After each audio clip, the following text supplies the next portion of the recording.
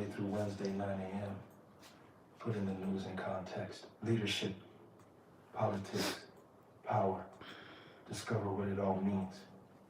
It's a class on history, a guide to today. From national debates to global diplomacy. This is As-Is in Perspective with Mbum Ferdinand. On Rhythm 93.7 Jaws. Morning clarity, Monday through Wednesday, 9 a.m. Putting the news in context.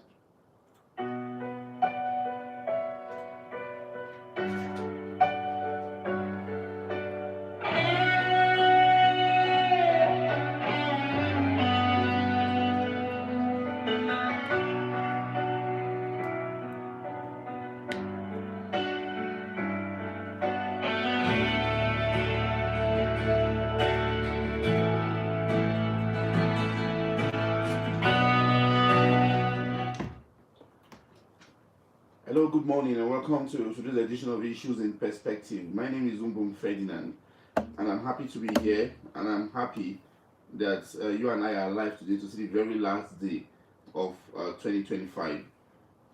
On Issues in Perspectives, today we'll be looking at some of the issues we've talked about in the past. You know, when we started the show, on your own part, you can look at any of these issues and place a call if you really want to talk about them. So let's subject these issues into some level of discussions. And also, though we've talked about the General Muhammadu Buhari regime, and we discussed it extensively, you know, sometime back, but we're still going to talk about it today because it's on this very day in 1983 that he and his clique in the military decided to seize power from a democratically elected government. And we'll also want to look at the background of issues leading to the first Nigerian military coup in 1966. We've looked at it before, but because of people who are interested in Nigeria's political history, people who were not part of this just a couple of days back, so we'll still take you through the remote causes, you know, of the first Nigerian military intervention in politics in 1966. We told you some of these issues include the controversial 1962 head count, that's the national census, which was done twice, in 1962 and 1963. In 1962, when it was conducted, the Prime Minister of the Federation, Alhaji Abubakar Tafawa Balewa, disputed the figures and said he didn't know why the South should be more populated than the North, and a recount had to be made. Then we talked about the Joseph Taka Middle Belt uprising. If you like, you can call it the Joseph Taka uprising. If you like, you can call it the tea riots. If you like, you can call it the Middle Belt agitation. That happened between 1960 and 1964. We also looked at the federal election crisis of 1964 and the Western Nigerian crisis, the action group crisis between Chief Ladoke Akintola and Chief Obafemi Awolowo in 1965. We looked at all that. We'll bring them back so that you get to hear it again and really understand what happened to us in our early days. So you know that Nigeria's problem did not really start today. We are going to open our lines. The number to call is 080-6464-1536. You can call to make your contributions. This is Reading 93.7 FM, and we are having the show here. And we are on social media too. Ferdinand Mbum on Facebook, then History Desk TV on Facebook, then on YouTube, Mbum Ferdinand, then on other social media platforms like X, Instagram, and LinkedIn is History Desk TV. Hello, good morning. Your name and where you're calling from? Yeah, good morning. Aliu Garba from Otonkon Road. Thanks for having me. Happy New Year in advance. We have barely Thank you very much. less than 24 hours to 2026. Yes. I wish all Nigerians a prosperous New Year. Yes. Amen. President, thanks for organizing this class of history. Yeah. This history repeating itself in some political events that transpired in the past. Okay, what are we saying here? We are talking about the to make copies of what prompted the coup of 1966 in January. We talked about the Western region. The leadership tussle between Samuel Ladwiki Akintola versus Obafemi Awolowo. Okay, when there was outbreak of violence, breakdown of law and order in the Western region, region assembly, the Prime Minister in his own wisdom now declares a state of emergency under Section 65 of the 1962 election. What is called Constitution. Of the 1962 Constitution. Okay, you see, when you look at it, you see that it has played its one thing when it comes to the issue of leading to the Nigerian what's called the cut. And then on the other hand, the state of emergency, which was first declared, first time in the history of this country, where there was declaration of state of emergency, was the Western region. Then afterwards, the one of the Plateau and the one of Lagos State. We can attest to that. So, President, for Nigeria to move forward, that's what must be understood. Those are the issues in African government and politics, with particular reference to Nigeria. So people should understand that history is extremely important.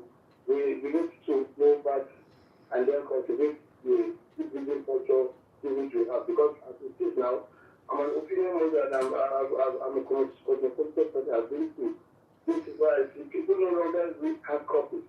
We prefer reading what we call a soft copy. Yes. The advantage of reading hard copies is that it's very germane.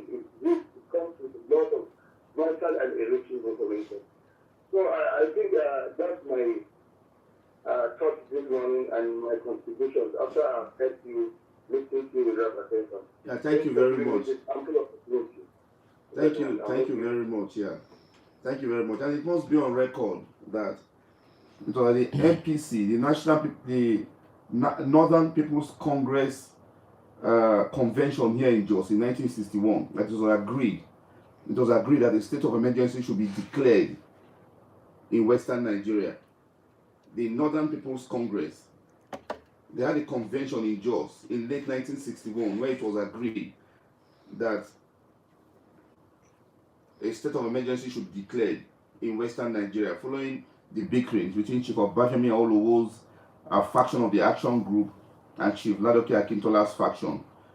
Now let's look at some national events. The numbers are still open. You can make your calls. If you make your calls, we'll truncate what we are talking about and listen to you. We'll halt what we're talking about. We'll halt our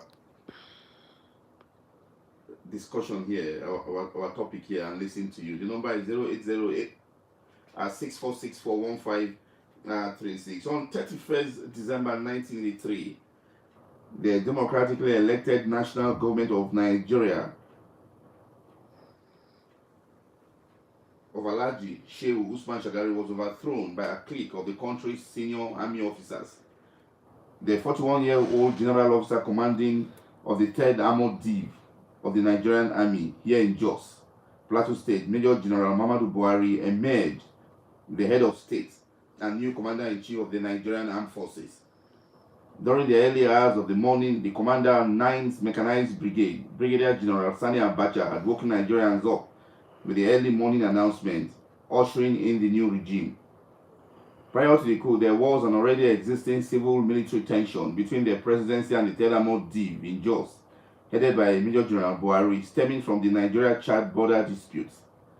The division had ensured that fuel supplies and food into Chad were curtailed, but such actions were opposed by President Shehu Shagari, against further orders by Shagari to avoid breaching Chadian borders. General Buhari's unit had pursued Chadian intruders about 50 kilometers into Chad.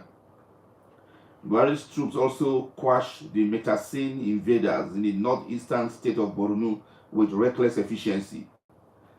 These unilateral actions undermined civil-military relations, and among other factors, the controversial 1983 general elections eventually contributed to the success of the coup. Prior to December 31st, 1983, the Director General of the National Security Organization, Umaru Shinkafi, had intelligence reports associated with up to 10 coup plots, but the NSO was unable to act because of the tenuous and vague nature of the intelligence gathered.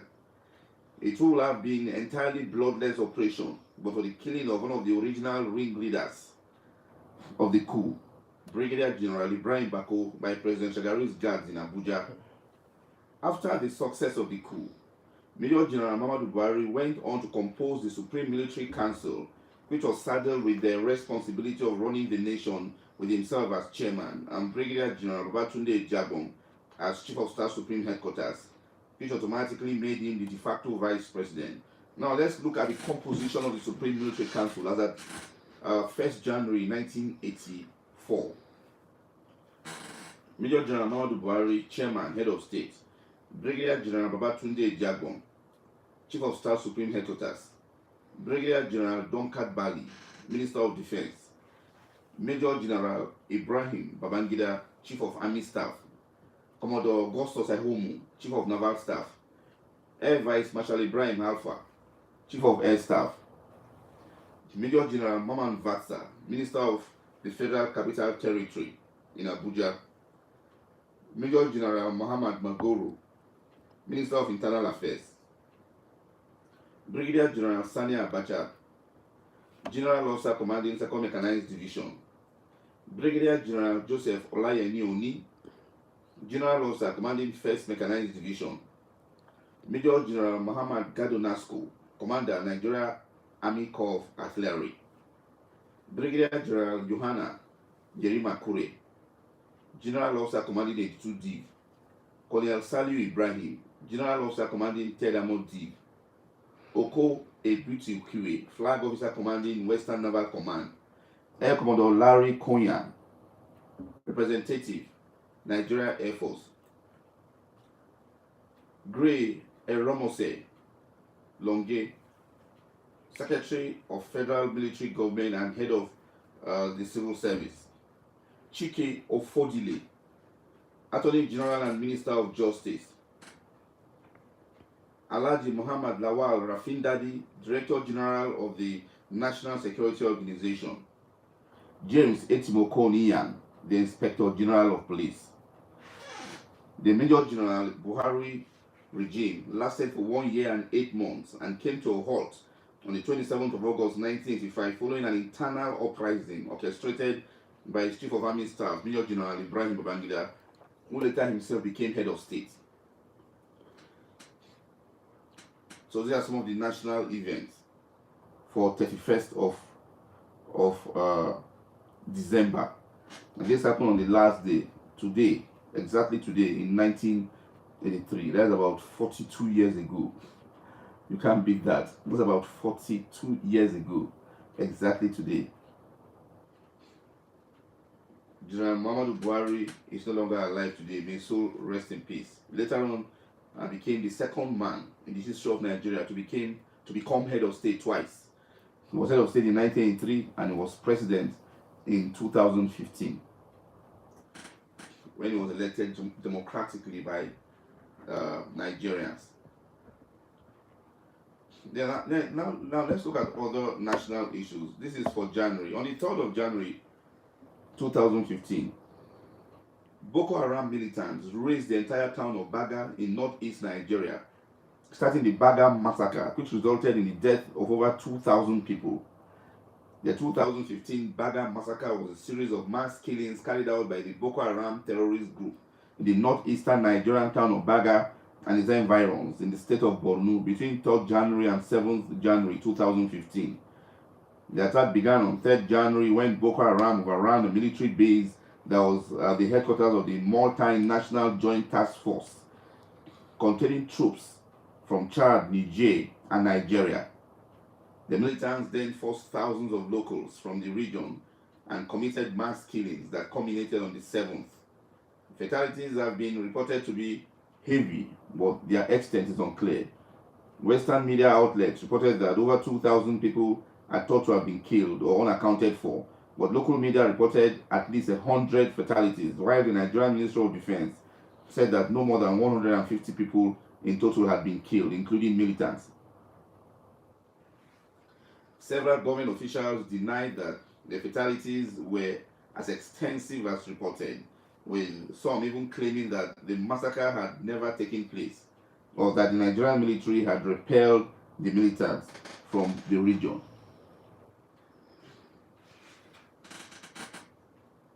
A claim that was refuted by local officials, survivors, and the international media. Baga and at least 16 other towns are thought to have been destroyed, as over 35,000 people are reported to have been displaced, with many feared to have drowned while trying to cross Lake Chad, and others trapped on islands in the lake. The attacks are said to have resulted in Boko Haram extending its control to over 70% of Borno State, while its leader, Abubakar Shekau, at the time claimed responsibility for the massacre in a video statement, saying that they were not much and that the group's insurgency will not stop. We are taking you through January because the next time will be on air again. It will be on the 5th of January, which is Monday. So that's why we cross over to January. We tell you some of these issues. Now going to 4th January.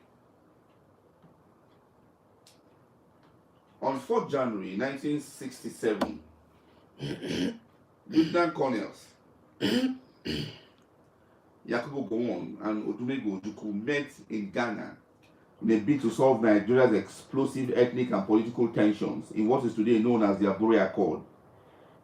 Ghanaian military leader Lieutenant General Joseph Ato Ankara hosted aggrieved Nigerian military leaders in a bid to solve Nigeria's owing to a series of civil, ethnic, and military crises that engulfed the nation the previous year. In what is today known as the Abure Accord, an agreement with the United States. The following are delegates at the Abure Conference: Chairman of the Ghana National Liberation Council, Lieutenant General J.A. Ankara; Lieutenant Colonel Yakubu Gowon, Head of State of Nigeria; Lieutenant Colonel Odumegwu Ojukwu, Governor, Eastern Region of Nigeria; Major Mobolaji Johnson, Governor of Lagos State; Lieutenant Colonel Hassan Usman Katsina, Governor of Northern Region; Lieutenant Colonel David Ejo, Governor of Midwestern Region of Nigeria; Commodore Joseph Edet Akinwale, Vice President of Nigeria.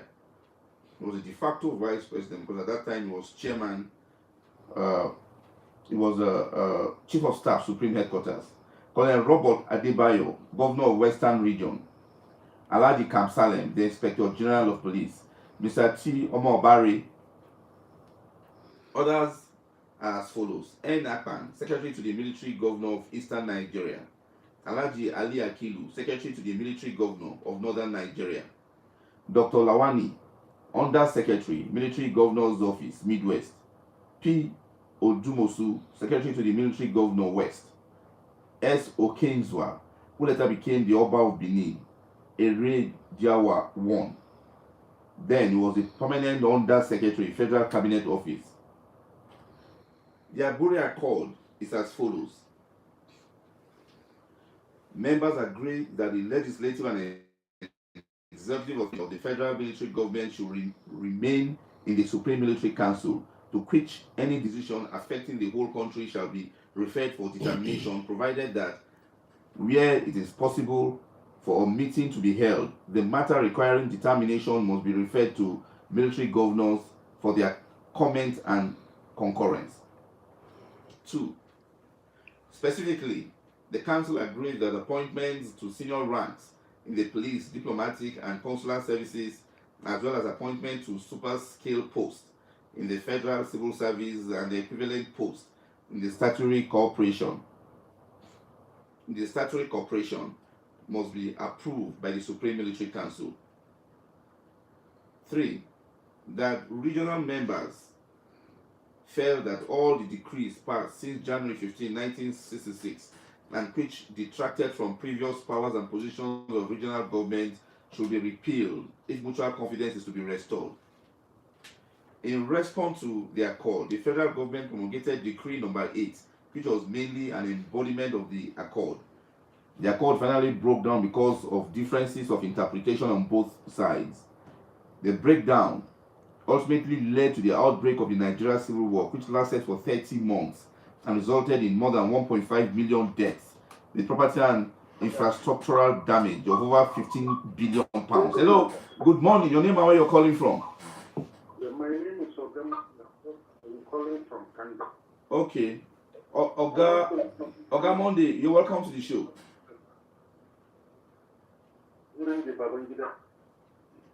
Please, we cannot really hear you. About the Papa was doing their prime minister, how they run the government. That is what I want to understand. Oh, you want to understand how the government was run? Well, I didn't really get you, but we are going to get you a background of what happened towards the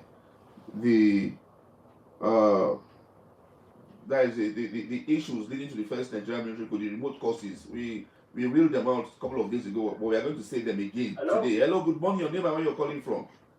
Good morning, Mr. Mbum. I'm calling from Rampansi. My name is Amici. Okay, Amici, you are welcome once again. Thanks for being part of the show. End of this year, my brother. Thank you very much. Yes, I've been listening to your program since you started this morning. The way you ran down the composition of Muhammadu Buhari's Executive Council. Yeah, Supreme Military Council. Yeah. Yes, you can see, to me as a person, an individual, Buhari's government, both the civilian and the military regime, have been a failure and one-sided fact. You can imagine the way he composed the first. It was only he that was qualified in his eyes to represent the eastern part of Nigeria in that composition. And he removed But Chike Ofodile. He's not one of the best presidents today in Nigeria. Chike Ofodile and Augusto Dakomo were there. Chike Ofodile was there too, Attorney General. I pray that somebody like Buhari will never succeed in this segment. And you said, I pray for your prayer, the students in this, to me as a person, soul will never rest in peace. But Adonai has left this country. Thank you very much, Mr. Ferdinand. I wish you a very fine good year to come out tomorrow. Thank you very much. God bless. Yeah. You're talking about the former Nigerian leader there. And I think we are here to analyze issues. We are not here to create bad blood. I see no reason why you should say a former Nigerian leader who is no longer alive will not rest. It doesn't make any sense. Please, when you are talking, if you're calling and you're talking, be very careful with the kind of words you use. You choose your words very well. Choose your words very well. And it's your opinion. Yeah, we have people who have called here to praise the effort of Muhammadu Buhari, particularly his white campaign, the war against indiscipline in 1984. And the composition of the Supreme Military Council in 1984, it was composed on the 1st of January 1984. Chike Ofodile is there, the Attorney General and Minister of Justice. He's from the East, though born and bred in Jos, attended Hillcrest School, where he graduated in the late 1950s. But he was born and bred in Jos, and Chike Ofodile is still a resident of Jos today. He's from the East. Augusto Dakomo was there. Ebutu Okire was there. So you cannot just say the Eastern Nigeria was not represented in the Supreme Military Council. And one thing we must know is that so long as you are a Nigerian citizen, you are a Nigerian. So every Nigerian must not be part of the Supreme Military Council or must not be part of a government per time. So this is one of our problems in this country. Like somebody will tell you the national football team, that there are no players from the north. There are no players from one part of the country. There are no players. If the national team can come out from one family and they are good enough to represent Nigeria and win the World Cup, then why not? I remember when England were part of the World Cup, the Queen then, Queen Elizabeth II, he said, if we have 10 black players that can represent England and win the World Cup, so be it. Let them be there. That people should be selected on the basis of merit. Hello, good morning. Your name and where you're calling from? Hello, good morning. Yeah, good morning. This is Leo, the Senator. Okay, Radio Senator, you're welcome to the show. Please carry on. Good morning, my brother. Yeah. I must commend your efforts and commend your program. You have been doing so well, and this is lovely. This is something that should unite Nigerians, not to divide Nigerians. And I would have loved that people's opinions count. You don't come to air to castigate others with words that is not palatable on air. I think I would suggest that this program is a program that will unite us Nigerians and make us to know what some of us do not know. That's why I'm commending your effort. I'm commending the Silver Belt for coming up with such a program that will educate us, not something to divide us. You don't come on air to castigate somebody because you don't like the person. It is very, very unfair. As you rightly say, this is not a place to keep on bickering our mind. This is a place to unite Nigeria and to educate us. To educate us very well, not a place. Nigeria is a very good country.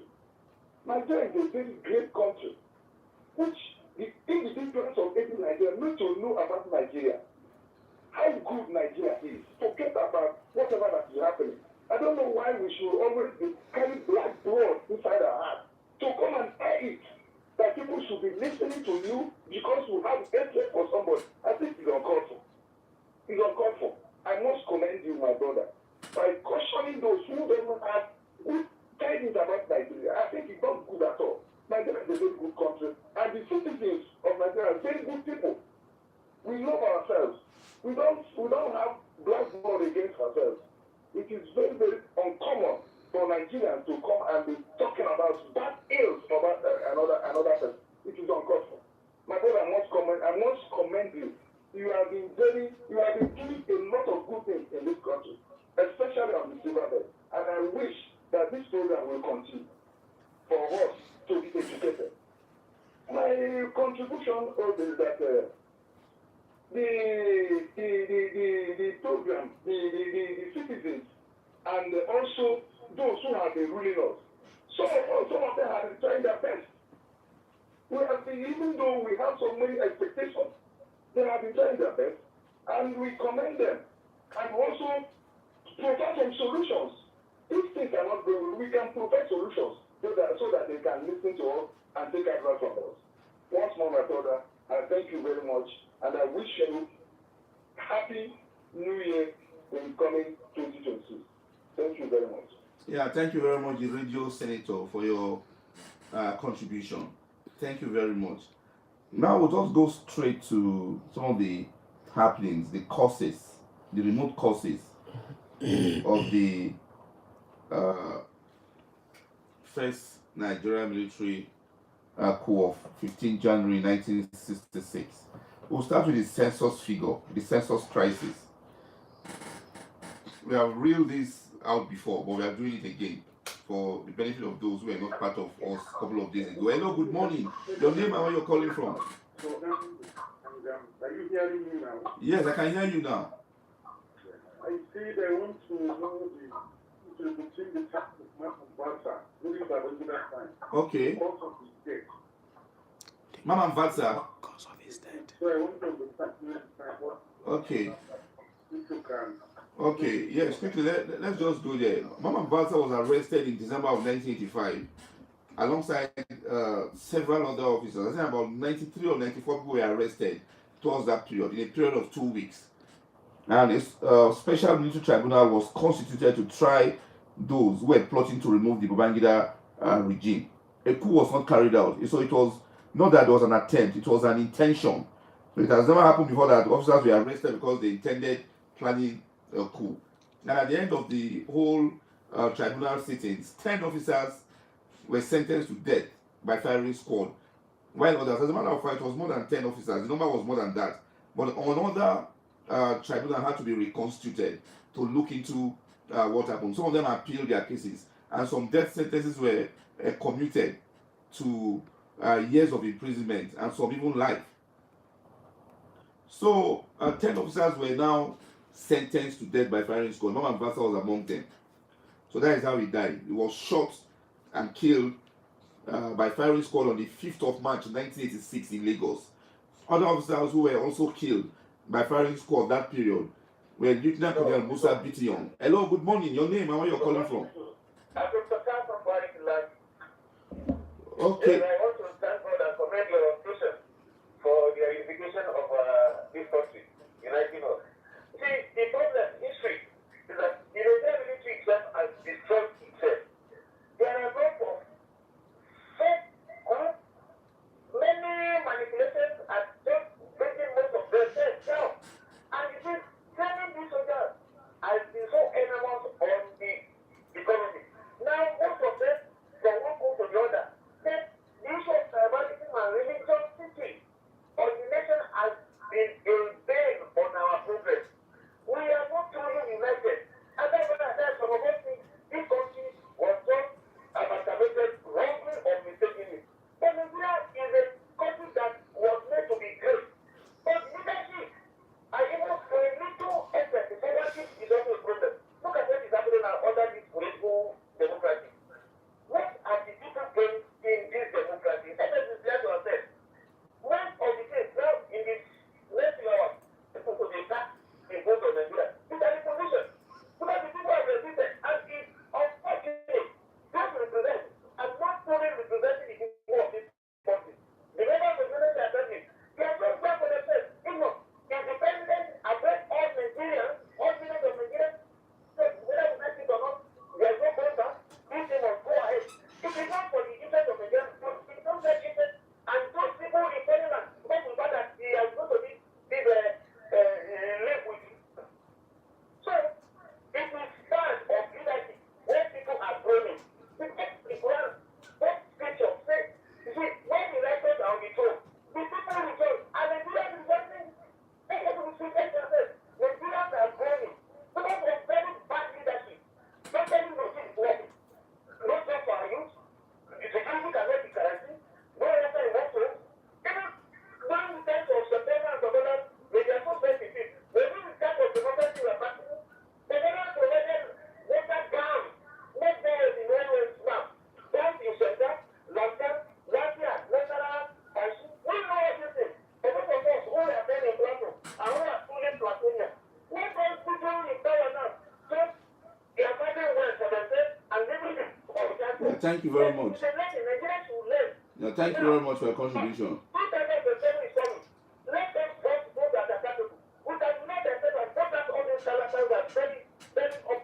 Yeah, thank you very much. Thanks very much for your contribution. Yeah, so other officers that were executed alongside Major General Mbum Ferdinand on the 5th of March 1986 are Lieutenant Colonel Musa Bitiyon, Lieutenant Colonel Mike Iyoshe, Lieutenant Colonel Christian Oche, Wing Commander Ben Ekele, Wing Commander Damu Sakaba,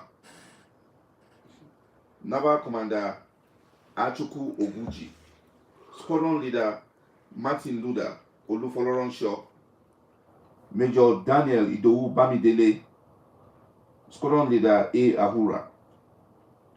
So these were the officers that were executed alongside me. That is in response to Ogamonde's question. These are officers that were executed alongside Mbum Ferdinand in 1986, 5th of March 1986 in Lagos. So looking at the census crisis, which is one of the reasons given for the overthrow of government in 1966, January. The first post-independent Nigerian headcount occurred in 1962 that put Nigerian population at 45.26 million. At the end of the exercise, northern Nigeria was 22.01 million, while the south was 23.25 million. Southern hopes for reapportionment of legislature, like talking about the legislative seats, were buoyed by these results. When this result was presented to the Prime Minister of the Federation, Alhaji Abubakar Tafawa Balewa, who was a northerner, he rejected the results outrightly. Abubakar saw no reason why southern Nigeria should have been more populated than the north. He promptly fired the British representatives, J.J. Warren, and was in charge of the census.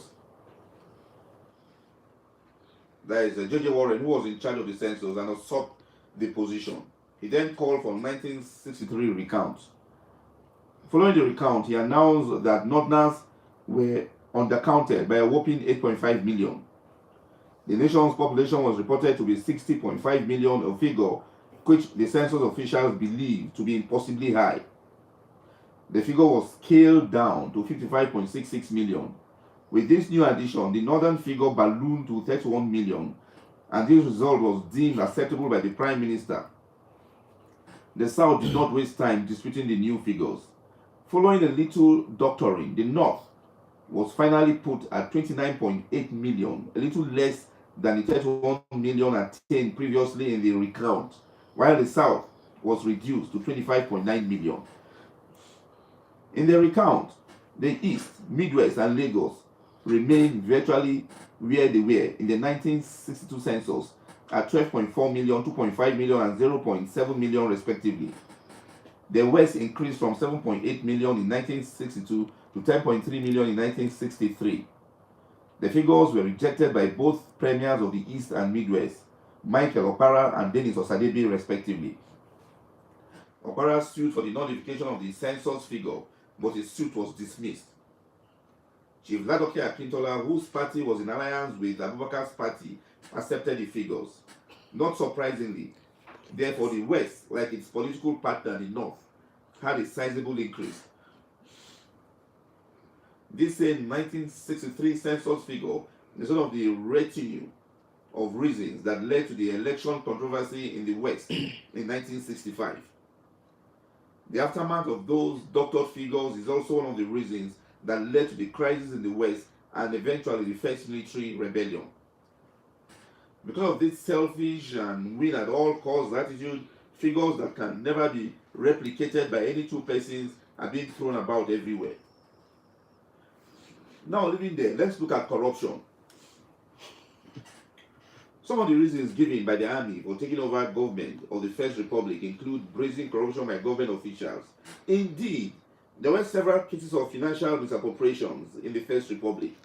For instance, Dr. Nnamdi Azikiwe was investigated by Foster Sutton Tribunal and found guilty of using his official power to finance his distressed African Continental Bank, ACB.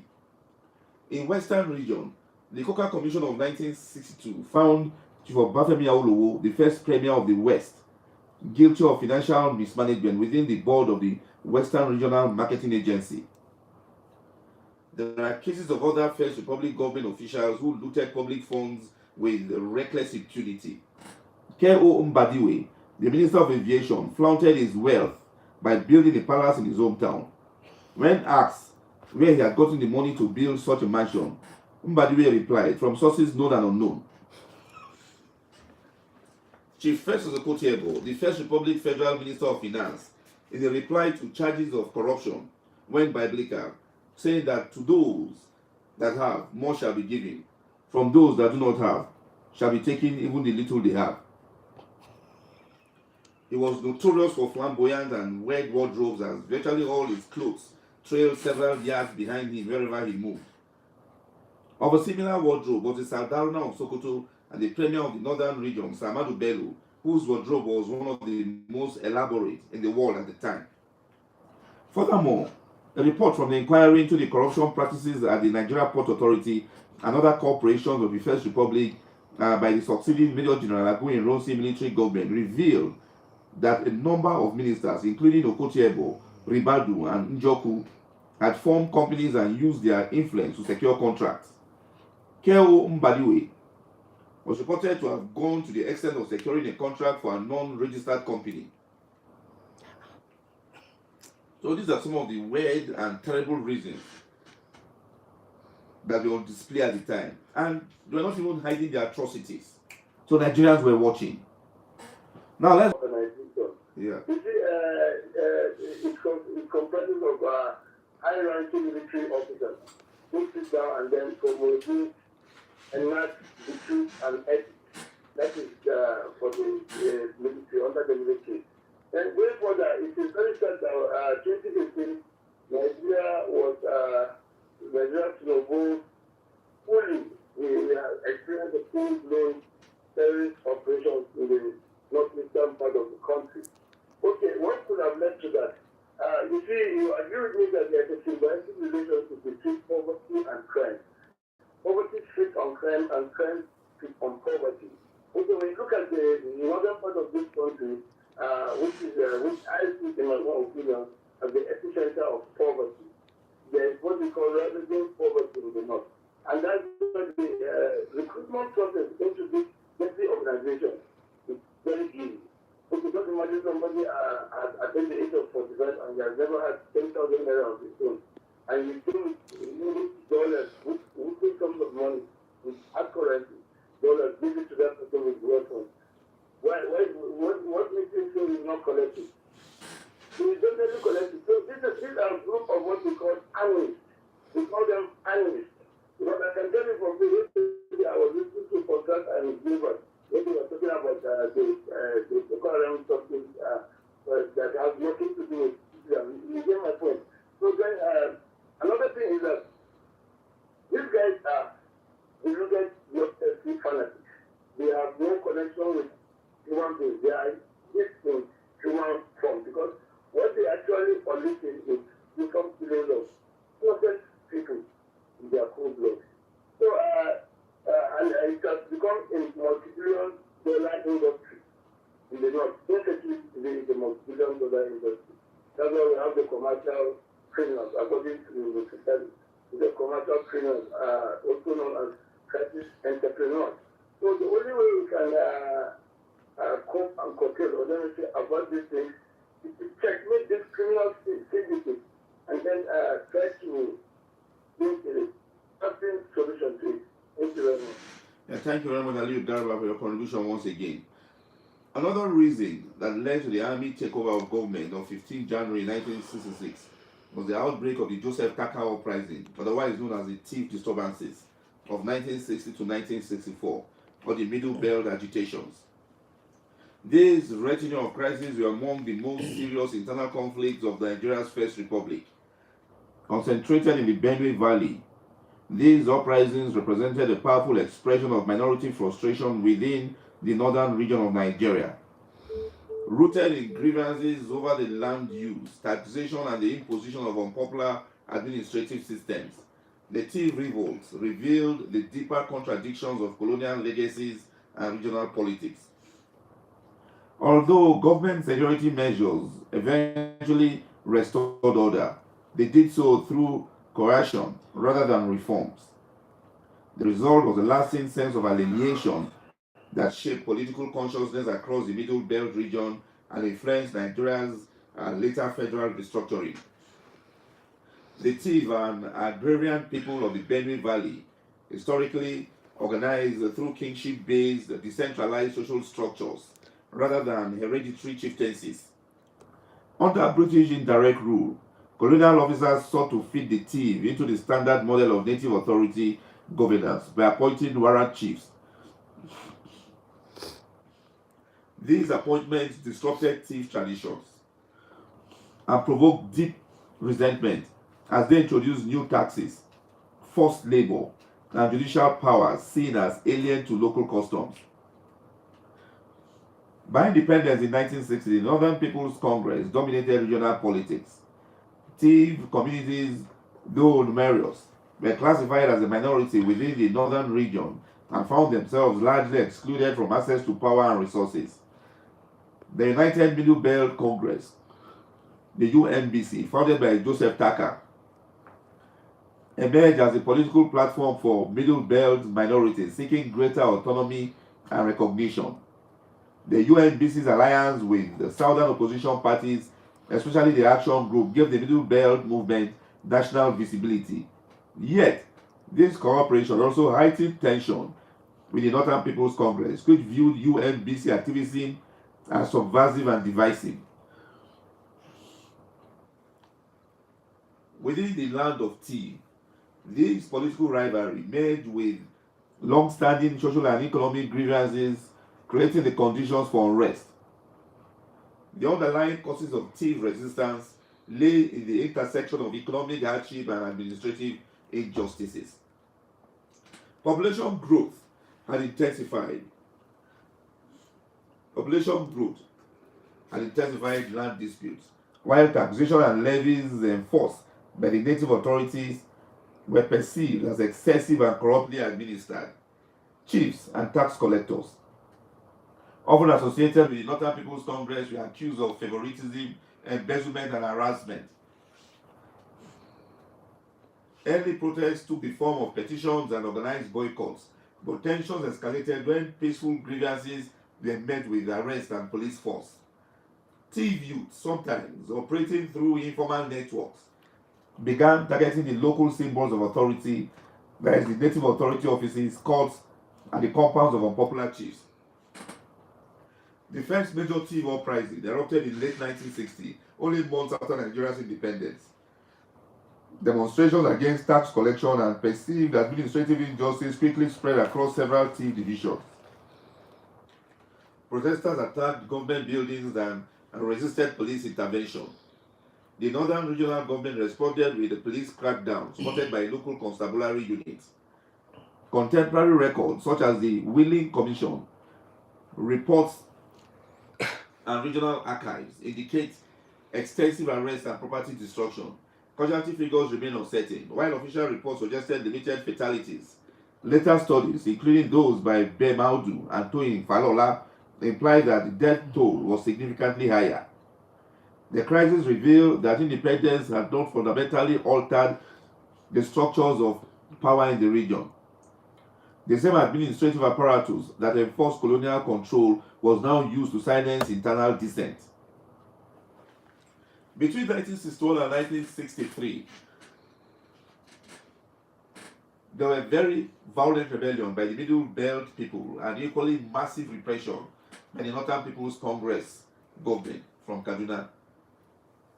In the following years, attempts to restore stability produced little progress. Promises of reforms by the Northern government were slow and largely superficial. Joseph Tucker and several UNBC officials were arrested in 1961 and 1962 on charges of subversion and conspiracy, charges later dismissed in court. Their detention was widely seen as politically motivated and later deepened the hostility between the thief population and the regional authorities. By this period, many thieves had come to view the NPC government as a continuation of colonial domination. While overt violence subsided, resentment persisted beneath the surface, sustained by reports of arbitrary taxation, police brutality, and partisan exclusion from public employment. By early 1964, there were renewed violence and equally expanded security measures by national government who carried out a massive crackdown against its own people. While all these were happening, the army was watching. Even when the army was used to effect this crackdown in the Middle Belt, a cross-section of the army was unhappy. The immediate context in 1964 included disputed local elections, allegations of electoral malpractices, and continuing native authority abuses. Demonstrations rapidly escalated into violent clashes with attacks on government offices, market centers, and homes of officials accused of corruption or bias. In response, the regional government invoked emergency powers and deployed police riot squads, later reinforced by small army contingents. Security operations in the land of thieves resulted in widespread arrest and destruction of property. Eyewitness accounts and later academic reviews suggest that several villages were burned and hundreds displaced. Though precise casualty figures remain disputed, government officials defended their actions as essential to restoring public order. Critics, however, described them as collective punishment reminiscent of colonial counterinsurgency methods. Despite repression, the thief crisis had broader political consequences. Through the UNBC, local unrest became part of a larger Middle Belt movement that questioned Nigeria's regional structure. Under Joseph Tucker's leadership, the UNBC called for the creation of a separate Middle Belt state to guarantee minority representation and self-determination. These demands resonated among other minority groups like the Domas, the Biroms, the Nupes, and others, who had similar grievances under the Northern regional system. The thief struggle thus fed into the broader debate over Nigeria's federal balance and the rights of minorities in the 1960s. In the short term, however, the disturbances weakened the UNBC's influence. The northern government used the unrest to justify tighter surveillance of opposition parties, curtail civil liberties, and strengthen central control within the region. The chief disturbances underscored the First Republic's inability to manage dissent through inclusive politics. The pattern of resistance, followed by repression without meaningful reform, eroded confidence in the civilian government. By the mid-1960s, similar crises erupted. Electoral violence in the western region, census controversies, and growing ethnic polarization were destabilizing the entire federation. The chief experience was one element of this broader collapse of trust in civilian authority. When the military intervened in January of 1966, it did amid cumulative regional tensions, of which Cleveland formed a significant part. The eventual creation of Benue Plateau State in 1967 during the regime of General Yakubu Gowon partially met the long-standing UNDC demand for recognition of Middle Belt minorities. Yet these reforms address only part of the problem. Issues of equitable land access, political inclusion, and identity representation persisted in later decades. Another notable reason for the January 1966 military coup was the Western Nigerian political crisis. The political unrest that bedeviled the Western region was the fallout of personality clashes and ideological differences between the two eggheads of the Action Group Party, Chief Obafemi Awolowo and Chief Samuel Ladoke Akintola, who were fighting for the control of the leadership of the party. Chief Awolowo favored socialism as epitomized in his free education program, but S.L. Akintola, now on the saddle of the premiership of the Western region, increased school fees as well as other anti-socialist policies and refused to make amends as directed by Awolowo.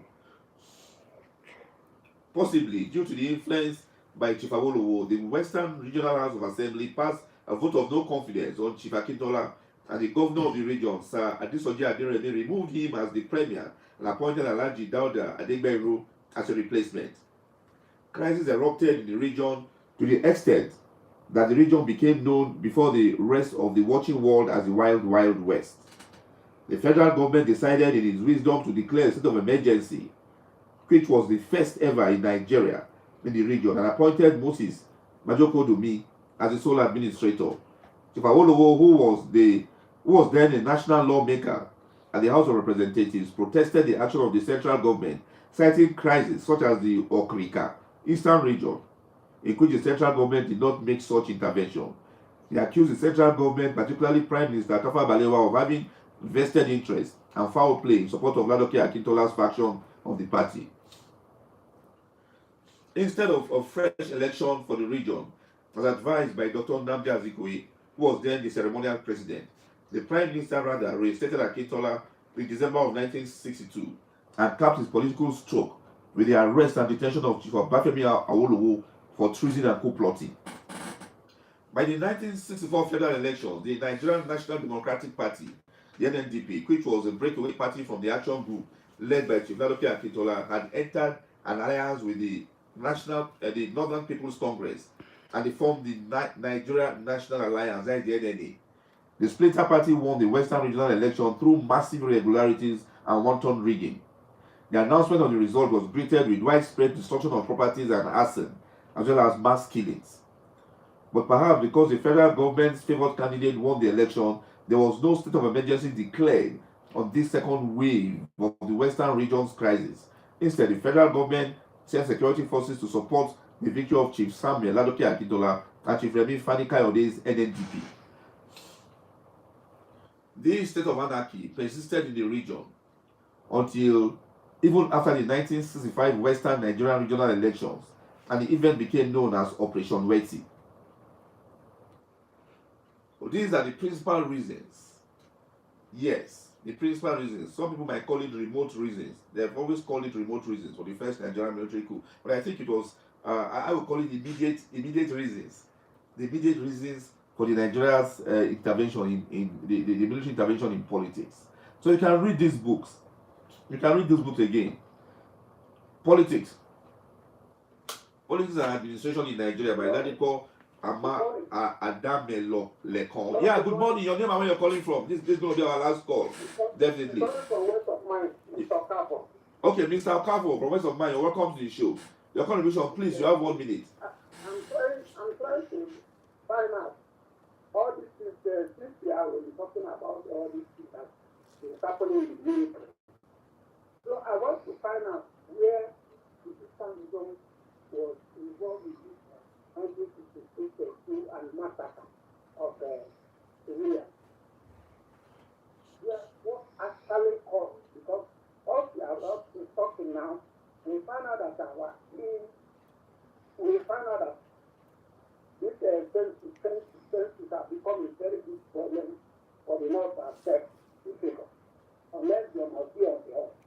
But now I am listening to hear all these things before we become people who are doing massacre in the North in that 1962. Okay, no problem. Mr. Okafo, we'll discuss that next week when we'll come back. We'll talk about that. Yes, following the coup of 1966 was the unpopular decree number 34 of 1966 promulgated by Major General Agu Ironsi. And also there was the outbreak of the Arab of May 1966. Igbos were targeted. We'll talk about all that, and these are some of the issues we'll discuss. So, politics and administration in Nigeria by Ladipo. Adamole, take really don't want to tell you being part of the show this lovely morning. We hope you enjoy the package. Take really don't want to tell you being part of the show this lovely morning. We hope you enjoy the package. If you did enjoy the package, ensure that you're always with us here on the show. And also follow us on social media. We give you the address of our social media platforms. On behalf of every member of the production crew led by you by Adams, I am Mbum Ferdinand. Signing out. Special thanks to DJ Smokey for handling the council. Thank you very much. We are out.